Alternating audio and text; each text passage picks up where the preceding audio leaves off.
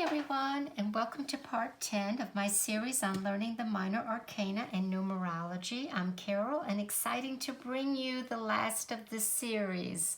But by now you realize that this is only part 1 of 2 for the number 10 and the minor arcanas and the numerology of the number 10. And the reason I did it in 2 parts is because I didn't want the video to be too long, and there is a great deal of information about the 10, the symbology of the 10, its makeup that I wanted to share with you that I think that you're going to find interesting. So, let's begin by setting the stage. We know from last week's video, the number 9, that the suit completed a cycle. 9 is the number of integration and finalization. We don't want to start anything new at the 9 level or in even a personal life cycle of number 9. The number 10 then is the perfection through that completion. And it brings us to a new beginning on a higher level, because all it is a 1 and a 0, which when we add them up come back to 1. Now I say a higher level, but going back to the minor arcana and the 10, we are going to see the height of bliss when we have the 10 of cups and the 10 of pentacles. But on the other side, we are going to see the depths of strife and despair in the 10 of wands and the 10 of swords. So we are transitioning, and there's an air of hesitation when we come to the realization of everything that we learned at that 9 stage, and that now we graduated, we're up at that 10 level, and we're digesting, understanding, even processing the experiences and the lessons that we went through or were taught and asked to understand. At that point, that hesitation now comes from just the human nature of saying, wait a minute, I need a little time out. I'm not sure how to begin or where to begin on this level, and I'm still processing. So that hesitation comes from that direction, and I hope that you can understand that there's a stepping back. What's fascinating though is what I like to say is we have everything we need. We have all the tools in our toolbox, because the number 10 on that level says, now wait a minute, you got to understand the power of what's behind you. Now that power is, we're going to look at it first as the 0, okay? And the 0 is potentiality, of course, but it is not a number in numerology specifically until one of the other 9 digits precede it, and then it gives it value, and then it gives it potency. And that number can be anywhere, or that digit can be anything from 1 to 9, of course, and in our case it's going to be the number 1. What is this 0 symbolically? What is this energy? Well, it really is the boundless circle, and by that I mean there is no beginning and there is no end, and we can look at it as the Alpha and Omega. This image, this 0, this circle is the whole. It's been called the all. It's been called the cosmic egg. the universe, the no thing, and it's been called God. In it, everything animates from it, okay? From that potentiality comes out and is emanated here on the earth plane.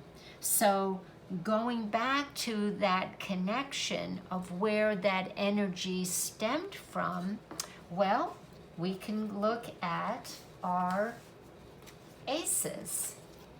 Okay. And we call them the hand of God, the offer, the seed, tapping into the energy that was available to us. And that is what the aces depicted.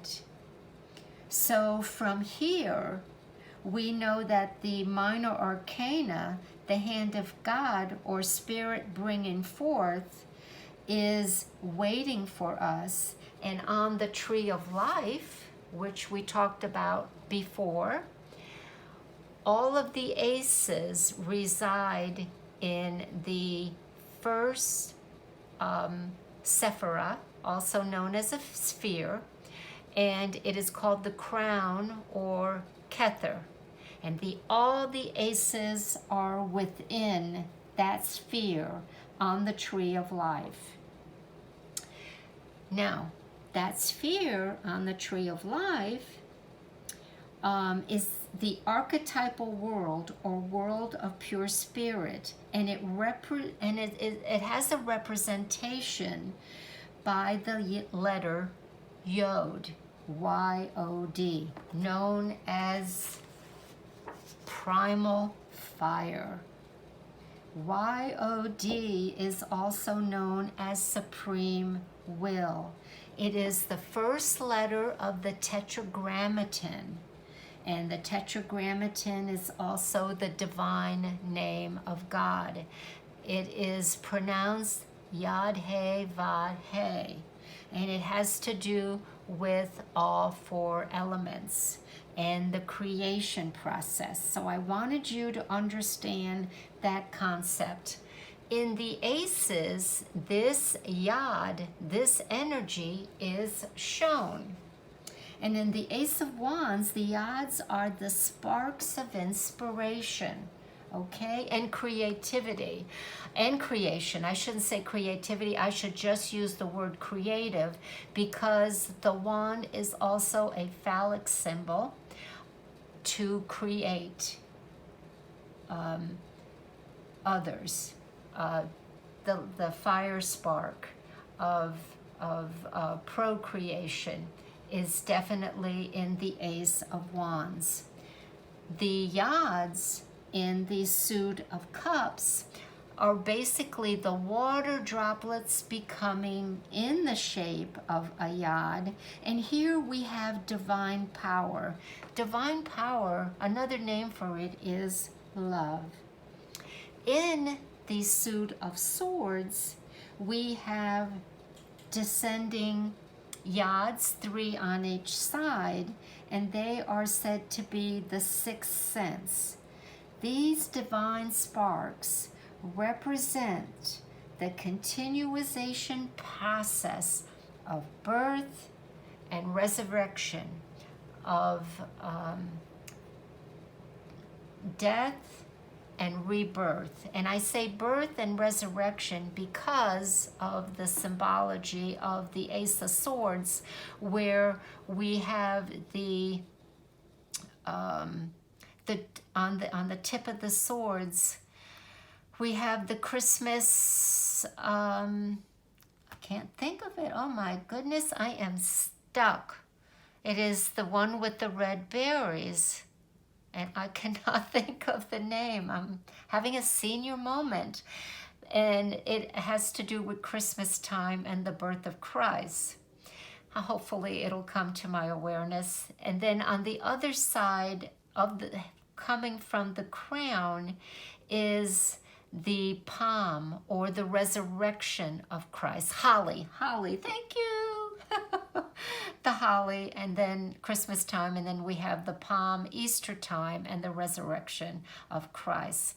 But you get the sense that there is a progression of the continuation, the cyclical process of birth and death, beginning and end, and in that process, involution and evolution. So now this is very much depicted, again, going back to that number 10 of the major arcana in the Wheel of Fortune, which we will get to shortly. But first, I just wish to continue with the primal fire yod, which is the 10th, believe it or not, letter in the Hebrew alphabet, which also means hand.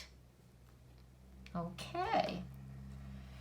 We just spoke about the hand of God on the 4 aces of the minor arcana, but what's vital here to understand is man's ability, and I'm going to give you symbolism, to grasp the rules of life, okay?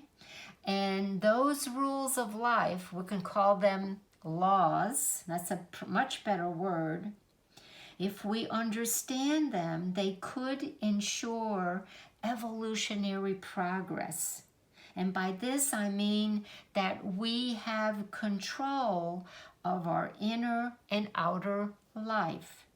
Now, getting back to the yod, which is the shape of the Hebrew letter, this introduces the concept that man has control over his or her environment. Number 1, we have our free will, and also the symbols of the closed hand is in the closed hand, the cup hand, the curve hand, which is supposed to show you the way that the yods are constructed here. Also has a meaning as far as when man grasps the idea, has an understanding of the laws and the processes. And that meaning behind that goes to what occultists say is the closed hand of the Wheel of Fortune. So, the closed hand says we have to grasp this idea of what the Wheel of Fortune card entails. Now, we know that the Wheel of Fortune is also called the Wheel of Life, and we know it's called the Wheel of Karma. Again, the concept of the closed hand and this card is a key component in mentally comprehending what it means by the grasping of the hand. And all it is that you own it. You are in control of it. It doesn't control you. Life and your desires don't control you. You've got a handle on it. And the magician basically is helping us. Oops, I didn't grab the magician, I grabbed the Hierophant. The magician, number 1, talks about this free will and this primal fire and how to control it, bring it down to earth so that we manifest what we desire in the best possible evolutionary way for us as we travel the wheel of life or the wheel of karma. Okay, so let's look at some of the symbolism on this, the Wheel of Fortune. First of all, we know that life is cyclical and that there are universal laws. That universal law, number 1, is the law of cause and effect. Our actions have good or negative consequences. The rotation of the wheel is that process of returning back and burning karma or paying back karma. And that is a lot of the symbolism that is going on here. It also gives you clues as to what is occurring, the desires. We have a Sphinx, which is quite happy and very balanced. Now, he is in the center, and we can correlate that with the Kabbalah and the Tree of Life and the center pillar, equilibrium and balance. And we do have two images that we will talk about earlier. But basically, the Sphinx is saying that he's got it right. He's a developed human being, per se. He has the breasts of a woman. He has the feet of a lion. He's holding on to a sword, which is power, etc.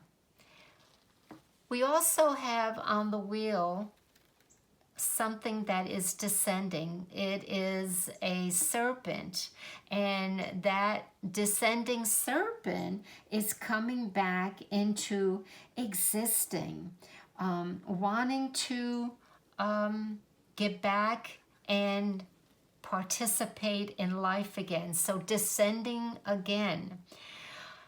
Then we have this, what is called the Egyptian, I think it's called the Hermetic Anubis. I think that's what it is. Don't quote me on that. But he is ascending, and there is a vital clue to the process that this ascension we would be better to incorporate, because his ears are above the horizon, okay? And that means that it would be wise of us to develop inner hearing, to develop our intuition, to listen to that inner voice, and let that be the way that we are guided during this incarnation.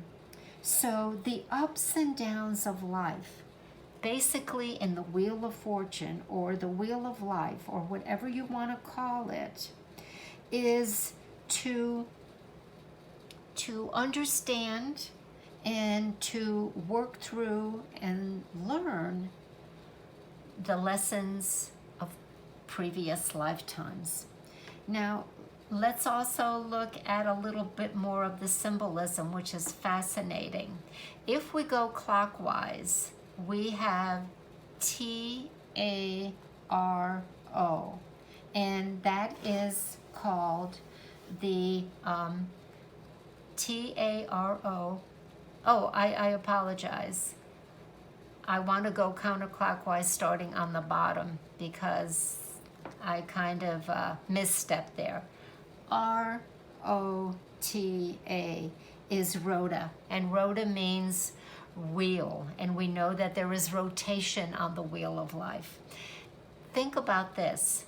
Have you ever felt like a wheel that goes over a road over and over again? There is a rut that is developed. And have we ever said that we are in a rut where we are spinning our wheels and doing the same thing over and over again and not learning? And Rota, or the rotation, really depicts that.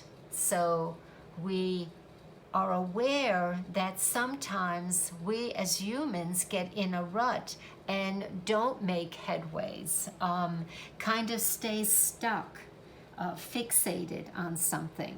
Now, the other thing that I wanted to show you was that there is also the T-A-R-O-T, the tarot. And the tarot is the law of the wheel. And it has to do with what we're talking about here very specifically. there is also some inner circles here. There is 3 in all. And basically what they represent is the creative force, the formative energy, and then the material world. And the processes, the threefold processes, are also known as the soul, the body, and the mind. So the Wheel of Life and number 10 are instrumental in understanding what I've just covered as far as the creative energy, the yod, the formation of life, the hand symbolically indicating that we have to grasp and understand life in order to evolve and to grow. And then I want to go ahead and kind of go back to the last part of this video where I really want to touch on man's evolution and unfoldment when it comes to the 10 numbers according to the Kabbalistic meaning, because that in itself is another path and instrumental in understanding the 9 digits and the 9 numbers. So each number is represented on the tree of life in a sphere, or as I said earlier, a sephira. And the number 1 is the place where it all begins. That is the crown. That is the life spirit. That is the God force. And that is what descends into matter. We saw that a little bit in the aces, where the yods now descend and offer man an opportunity. But in the Kabbalah, they say that they're offering man the crown of life. But this crown is only obtained by acquiring and manifesting the qualities represented in each of the numbers. And in the tarot, we saw that on the mundane level, 1 through 9 in the minor arcanas. So we're starting with 1.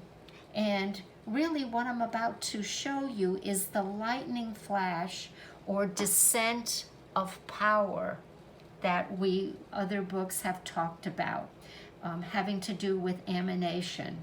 So we begin with the number 2 now, where there is wisdom. Next, there is, on the opposite side, number 3, and that's called the pillar of understanding. And across that is number 4, mercy. Across to the opposite side is strength as well as severity. It's known in 2 ways. And from there we go downward to beauty, and then lower still to victory. Then from victory we go to splendor, number 8. From 8 we process, of course, to 9. 9 is foundation. From there, we head back or form a higher level of 10 known as the kingdom. Okay, and then we work our way back up. So we descended and then we work our way back up. Now here is the key and here is the clue. Our goal is to be able to rule over our individual kingdom in number 10. And in order to do that, going back to the hand, the yod, the power, the essence, we have to grasp an understanding. We have to grasp the power and then the control that is in each and every one of us, and unfold those powers within, the potentials. We know about the powers of man within each of these spheres, sephira. Now, in understanding all that, the mystics teach us that there are poles of opposites and duality, and that yes, we are trying to reach the equilibrium or the balance of merging those two. Now, I'd like to say it this way. We were given 2 hands, 5 fingers on each hand, the number 10 again. The number 5 has to do with the number of man, the 5 senses, the 5-pointed star. And we know that the right hand is the masculine active hand. And we know that the left side is the receptive hand and is the feminine hand. And the closed hand of the Wheel of Fortune, depicting the yod, is the key to all this.